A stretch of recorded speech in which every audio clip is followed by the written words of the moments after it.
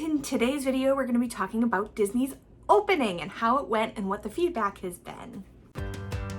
I'm Christina. I'm a traveler, a planner, and most importantly, a mom. I'm sharing my best tips to make traveling as a family a little less stressful. So put down your phone, pack your bags, and let's showcase the world.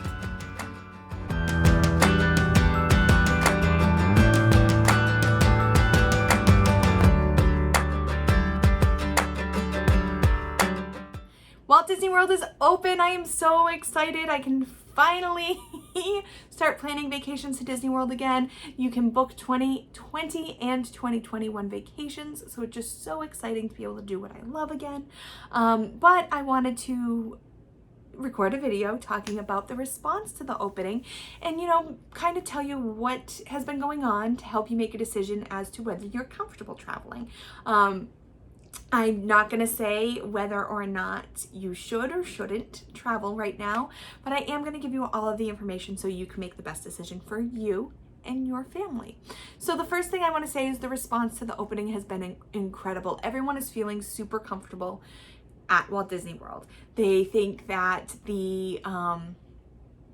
that people are enforcing the rules, mask requirements, social distancing. There's cast members who are being very polite but very pushy in terms of making sure people adhere to the rules. There was a big concern going in. Disney's not really great about confronting their guests if they're doing something they're not supposed to. So there was some concern going in that they put these rules in place, but what happens to people who don't adhere to them? So Disney is being very forceful in a very, very nice way to people who are not complying with the guidelines. So there is a temperature check when you walk into the park. It's super, super simple. No one's complained about it.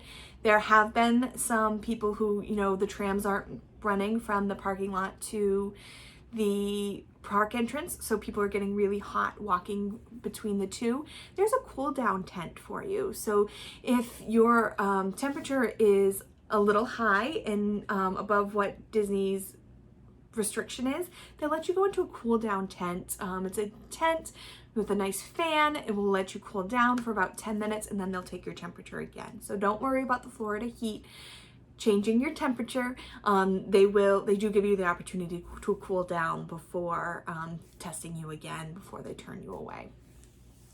The great thing about Walt Disney World is the capacity is at 25% and the wait times are extremely, extremely low. Like 15 minutes to walk onto Seven Dwarfs Mine Train, pretty much 5 minutes for everything else. So if you are considering going to Walt Disney World within the next few months, I would say take a look at the app, kind of check the app a week or two, start checking the app a week or two before you go to kind of see what the crowd patterns are. Some of the rides that used to have shorter wait times are a little bit longer because their cleaning procedures are a little bit more difficult.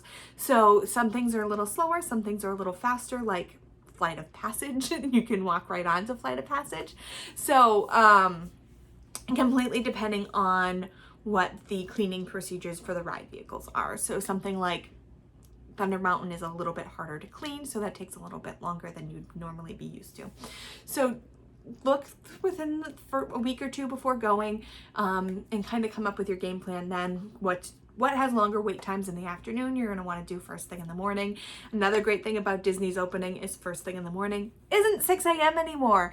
So Hollywood Studios is opening at 10. Other parks are opening at 8. There's no extra magic hours. So you'll only get there about half an hour before it opens, so the earliest you're getting someplace is 7:30.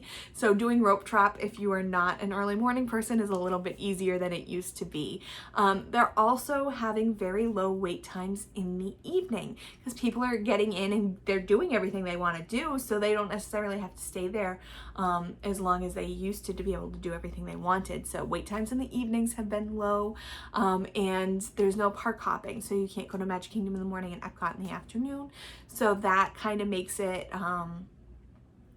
evenings a little less busy, and there's also no nighttime entertainment. So take the morning off, go in the afternoon, go go in the morning, take the afternoon off, go back, you know, take the middle of the day off and take a nap in the middle of the day and go back. There's a lot of options here, and that, you know, would be a great way to make it work for your family. People have been really pushing mobile order, because mobile order would mean you're not waiting in line to order your food.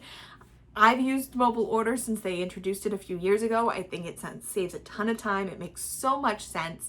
If you weren't using mobile order before, then this is definitely a great opportunity to start using it. I actually saw someone say that they weren't going to go to Disney World this year because they didn't want to use mobile order, which kind of blew my mind, because I would use mobile order even if there wasn't a pandemic. So definitely use that. It's on your My Disney Experience app. It's super easy. You order your food in advance. It's ready for you to pick it up. If you have allergies or need some changes, then yes, go speak to a cast member. But it's a great resource for you anytime when you visit Walt Disney World. The shopping experience has been a little bit different. They've been restricting the amount of people in stores. So if the doors are open to the store, you can go right in. That means that they're not at capacity, so you can just go right in, shop, get whatever you want. If the doors are closed, there's going to be a cast member at the door, and they will wait until someone leaves before letting you in. So that's kind of how the shopping is working. And that shopping experience is probably where people have been feeling the least comfortable, because there's really no way to keep people social distanced in there. And you know, when people are shopping, they're like super tunnel vision, and they see something they want and they'll take off and they'll get right in front of you. So shopping is really the only experience I've heard that people have had any complaints about in terms of other people in the stores. Everywhere else, people have been super cognizant of where they're going, where other people are. The lines have markers on them, so you're not going to get on top of each other. The buses are at low capacity with partitions in between seating areas, so everything is as safe as it possibly can be. Like I said, people who have been visiting have been having really good experiences. The relaxation stations are available if you do need to take off your mask. So those are basically areas that Disney has designated for you to be able to go in, be far away from other people, and take off your mask and cool down if you need to. So those are great options if you're concerned about the masks. Things are changing every day. Talking about masks just reminded me of this. Things are changing every single day. So make sure you're keeping up on the rules if you have a trip coming up. For example, the mask rules have changed 3 or 4 times now. You used to be able to wear the neck gaiters, and quickly Disney said that you needed to have masks with ear loops. Now they're masks with 2 layers, and then they added masks without holes or anything in them. So make sure you understand what the restrictions are, just so you can so you know what to bring with you. If you do have a mask that is questionable, if you're questioning it, then have some backup disposable masks or something that you know is not going to be a problem. So keep up to date on the rules. If you have a travel agent, they are going to help you take care of that. If you need a travel agent, I'm going to put a link to schedule a call below. I would love to talk to you about your upcoming vacation. I'll keep up on all the changes and update you as things happen. The biggest issue with Disney World right now is getting there.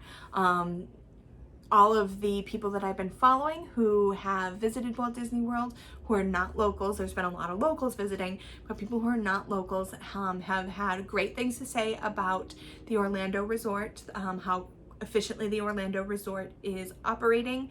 Baggage claim is a bit of an issue, but other than that, they thought that Magical Express and everything in terms of getting to Disney World from Orlando has been super easy. It's been their home airports that they have complaints about. So I've heard complaints about Houston. I've heard complaints about Denver. I haven't flown out of Boston yet, so I don't know what that looks like. But this is definitely where you're going to want to look at what makes the most sense for you. Are you going to fly? What airline are you going to fly? This is not the time to fly Frontier or Spirit to save some money. This is the time to make sure you are booking Southwest. Southwest is not booking middle seats right now.